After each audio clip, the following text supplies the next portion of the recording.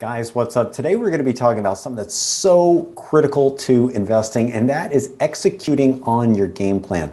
Let's face it, when the market is doing well and everybody's making money and everybody's high-fiving, it's very simple to say, you know what, next time the market does this, I'm going to get in there with both hands. But you know what tends to happen with us humans?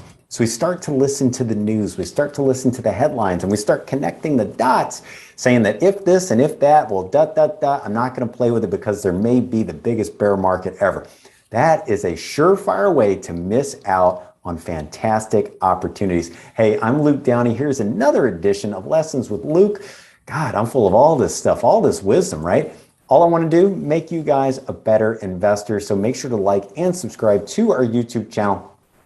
And let's go ahead and get into this. So how often do we sit back, you get into your spreadsheets and you're like, you know what, man, if I would have held Apple for a number of years, I'd be sitting on $1 billion, man. If I would have owned Tesla, if I would have owned Microsoft, we start to play all of these games and saying, you know what, I'm not going to buy it because it's up so much.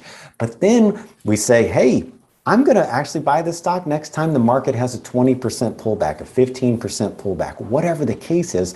But the reality is oftentimes we change and we backtrack whenever the market starts to get to where we thought it was going to go in the first place. And that's usually when things get scariest. But that's human nature, right? Because we get defensive. But oftentimes you got to fight the urge to turn off the computer and look away from your brokerage account and actually get in there and say, you know what? This is probably going to pass. These fast markets probably aren't going to last forever, because we know history shows us that generally markets tend to march higher, and usually all of these headlines, they don't amount to much. Now look, this time it may be different, right? We may be about to go into, the worst bear market ever.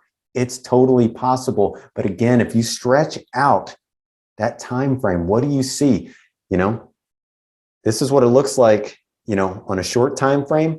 But when you start going further out, you start to see starts to smooth out, and you see that those opportune times are in those troughs of the market. So remember, hang in there. And whenever you were thinking about how you were going to attack the next big pullback, don't change. Don't backtrack. Actually do what you said you're going to do, because oftentimes this is exactly when no one else is willing to do what it takes to get some opportunistic entry points on great companies. Look, I know it's hard. No one said investing is easy, but you know what?